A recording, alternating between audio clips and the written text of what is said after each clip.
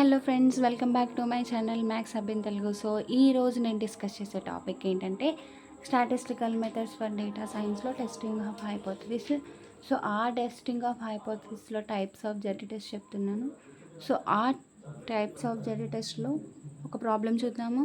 So problem చూసి అందులో ఉన్న జెడ్ టెస్ట్ స్టాటిస్టిక్ ఎలా ఐడెంటిఫై చేయాలో నేను ఇప్పుడు చెప్తాను మీకు.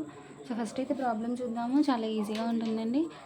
సో చూడండి, an experience had shown that 20% of a manufactured product is of top quality. So ఒక ఎక్స్పీరియన్స్ చేస్తే ఆర్ ఒక సర్వే చేస్తే ఏమైందంటే 20% ఆఫ్ ఏ మ్యానుఫ్యాక్చర్డ్ ప్రోడక్ట్ అనేది టాప్ క్వాలిటీ వచ్చింది. In 1 day production of 400 articles only 50 are top quality. So ఓవరాల్గా చూస్తే 20% of a product అనేది టాప్ క్వాలిటీ వచ్చింది. సో ఒక 1 day ప్రొడక్షన్లో 400, ఓవరాల్గా 400 ఆర్టికల్స్ని మ్యానుఫ్యాక్చర్ చేసినప్పుడు అందులో 50 అనేవి ఓన్లీ టాప్ క్వాలిటీ వచ్చాయి. So test the hypothesis at 95% level of significance, also find the maximum error and confidence interval at 5% LOS. So first ఇది చూడండి, యాక్చువల్గా మనకి జెడ్ టైప్స్, జెడ్ అని ఎలా చెప్తున్నాం ఇక్కడ, ఓవరాల్గా ఎన్ని ఆర్టికల్స్ ఉన్నాయి, 400 ఆర్టికల్స్ ఉన్నాయి. సో ఎన్ వాల్యూ ఎంత ఇచ్చినట్టు, 400 ఇచ్చినట్టు. So n greater than or equal to 30 కాబట్టి ఇక్కడ మనం యూస్ చేయాల్సిన టెస్ట్ ఏంటి, జెడ్ టెస్ట్. సో ఆ జెడ్ టెస్ట్లో మనకి ఎన్ని ఉన్నాయి, ఓవరాల్గా 4 టైప్స్ ఆఫ్ టెస్ట్లు ఉన్నాయి. సో ఆ టెస్ట్లో మనకి ఇచ్చిన ప్రాబ్లం ఏంటో ఇప్పుడు చూద్దాం. చూడండి, యాక్చువల్గా 4 టెస్ట్లు ఉన్నాయి. ఆ 4 టెస్ట్ ఫార్ములాస్ ఇవి. సో ఇక్కడైతే మనకి ఎక్కడైనా మీన్ కానీ స్టాండర్డ్ డీవియేషన్ ఇన్ఫర్మేషన్ ఏమైనా ఇచ్చాడా, ఇవ్వలేదు. మనకి ఇచ్చిన టెస్ట్ ఏంటి, ఒక ఓవరాల్గా ఒక కంపెనీ యొక్క మ్యానుఫ్యాక్చరింగ్ ప్రొడక్ట్ యొక్క టాప్ క్వాలిటీ అనేది ఇచ్చాడు. సో ఇంకేమి ఇచ్చాడు, అదే ఒక 1 day ప్రొడక్షన్లో ఓవరాల్గా ఇన్ని ఆర్టికల్స్లో అవుట్ ఆఫ్ 400లో 50 అనేవి టాప్ క్వాలిటీ అని ఇచ్చాడు. సో ఆ టాప్ క్వాలిటీ దగ్గర మనల్ని టెస్ట్ చేయమంటుంది. సో మనకి ఇన్ఫర్మేషన్ ఇవ్వలేదు కాబట్టి, ఓన్లీ ఒక శాంపిల్ యొక్క ఇన్ఫర్మేషన్ ఇచ్చాడు కాబట్టి మనం దేని కింద కన్సిడర్ చేస్తాము, ప్రపోర్షన్స్ కింద కన్సిడర్ చేస్తాము. సో ఇప్పుడు చూడండి, సో జెడ్ స్టాటిస్టిక్ని అయితే మనము ఐడెంటిఫై చేసాము. సో ఈ టెస్ట్ని అప్లై చేయాలి. సో ఈ టెస్ట్కి ఫార్ములా చూడండి. ఫస్ట్ యాక్చువల్గా పాపులేషన్ ప్రపోర్షన్ పీ ఎంత ఇచ్చాడు, ఓవరాల్గా ఇచ్చాడు కాబట్టి 20% అనేది పాపులేషన్ ప్రపోర్షన్ పీ కింద తీసుకుంటాం. 20% అంటే వాల్యూ ఎంత అవుతుంది, 0.2.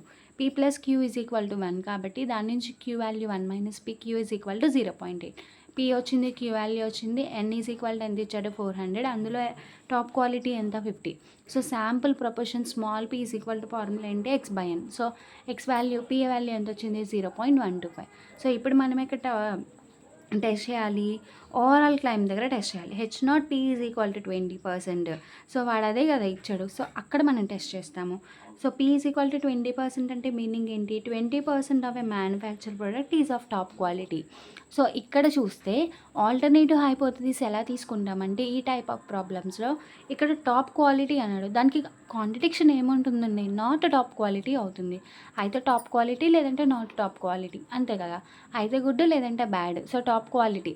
సో నెక్స్ట్ ఏం తీసుకుంటాం, alternative hypothesis not top quality కాబట్టి not is equal to 20%. So not equal to వచ్చింది కాబట్టి 2 డైల్ టెస్ట్ కింద తీసుకుంటాం. నెక్స్ట్ ఏం చేయాలి, third point level of significance. So మనకి ఇక్కడ ప్రాబ్లంలో 95% మెన్షన్ చేశాడు కాబట్టి జెడ్ టాబ్యులేటెడ్ వాల్యూ ఎట్ 95% LOS ఏమవుతుంది, 2 డైల్ టెస్ట్లో 5% దగ్గర వాల్యూ ఎంత, 1.96. సో జెడ్ టాబ్యులేటెడ్ వాల్యూ ఎంత వస్తుంది, 1.96. సో ఫోర్త్ పాయింట్ వచ్చేసరికి test statistics. Z calculated is equal to formula ఏంటి, modulus of small P minus capital P by square root of PQ/n.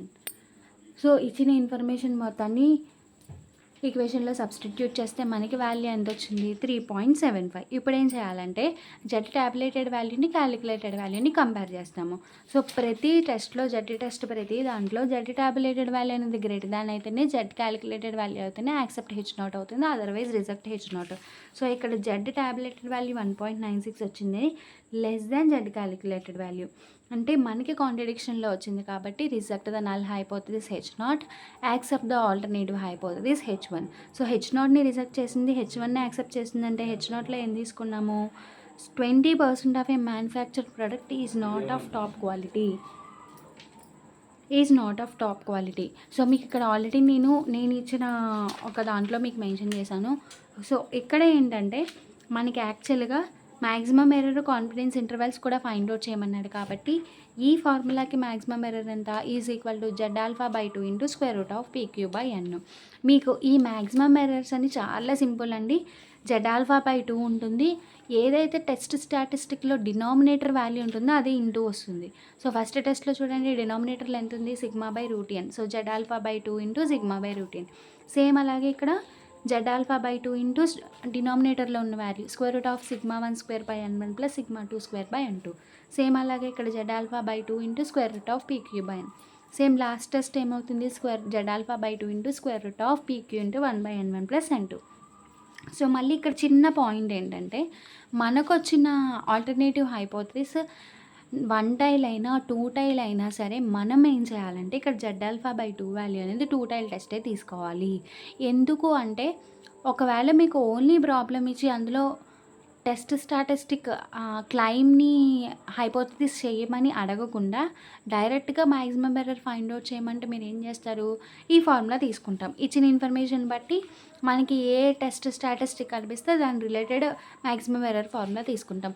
So ఆ maximum ఎర్రర్లో మీకు జెడ్ ఆల్ఫా బై 2 అనేది 1 టైలో 2 టైలో తెలియదు కదా.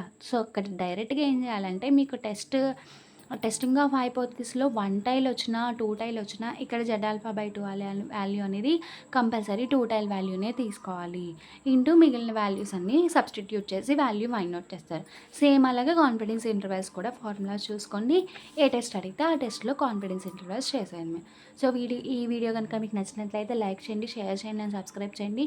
So మీకు ఇలాంటి వీడియోస్ ఇంకా కావాలంటే టాపిక్ నేమ్తో నాకు అక్కడ కామెంట్ చేయండి. సో నేను వీడియోస్ అన్నీ అప్లోడ్ చేయడానికి ట్రై చేస్తాను. Thank you.